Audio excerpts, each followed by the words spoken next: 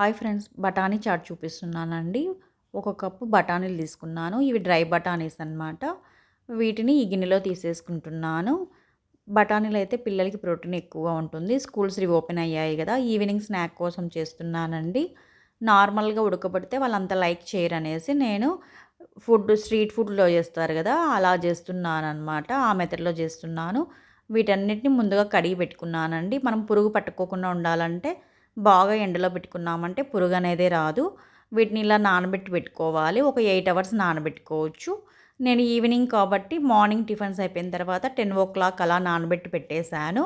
పెట్టేసిన తర్వాత ఈవినింగ్ పిల్లలు 5కి వస్తారు కదా అనేసి 4:00కి నేను ఉడకబెడుతున్నానండి. ఫస్ట్ ఏం చేశానంటే వీటిని వాటర్ వేసేసి కొద్దిగా సాల్ట్ వేసేసుకొని ఒక 4 విజిల్స్ అనేవి రానిస్తాను. మనకు 4 విజిల్స్ వచ్చాయంటే బాగా ఉడికిపోతాయి బఠానీ అనేది. దీనికి గరం మసాలా కోసం వీటన్నిటిని ప్రిపేర్ చేసుకుంటున్నాను. కొద్దిగా సాజీరా, జీరా, బిర్యానీ ఆకు, కొద్దిగా యాలుక, లవంగ ఇవన్నీ వేసుకున్నామంటే మనకి చాట్ మసాలాలాగా ఒక 4 మిరపకాయలు, కొద్దిగా ధనియాలు గూడా వేసేసుకున్నానండి. చాట్ మసాలా పొడిలాగా చాలా టేస్ట్ ఉంటుంది ఈ పౌడర్ అయితే. ఈ పౌడర్ అంతా మిక్సీకి వేసేసుకొని నేను ఇలా గాజు సీసాలో వేసేసుకుంటున్నాను. ఈ పౌడర్‌ని అన్నిట్లో యూజ్ చేసుకోవచ్చండి.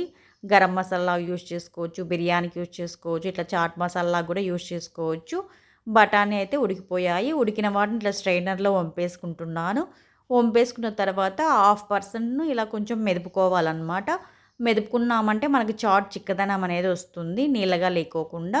ఒక 1/2% అలాగే ఉంచుకున్నాను.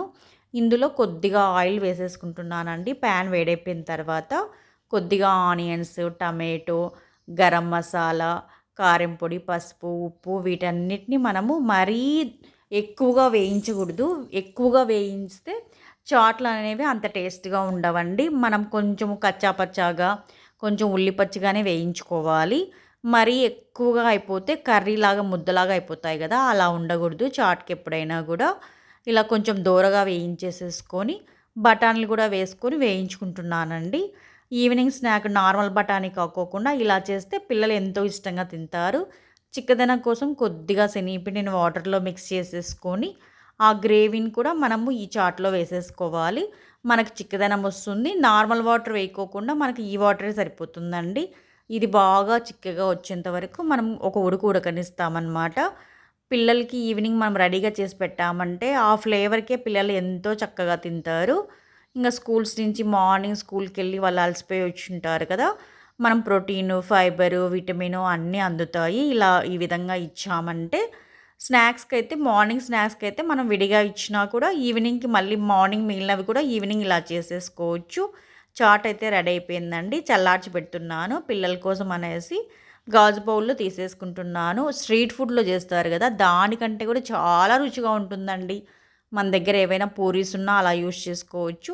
నా దగ్గర ఇలా ఆల్ మిక్సర్ ఉందనమాట. కొంచెం వేరుశనగ పప్పు వేరేసేసి అంతా పిల్లల కోసం వేసేస్తున్నాను. కొత్తగా ఎవరైనా నా ఛానల్ చూస్తున్నట్లయితే please like, share and subscribe.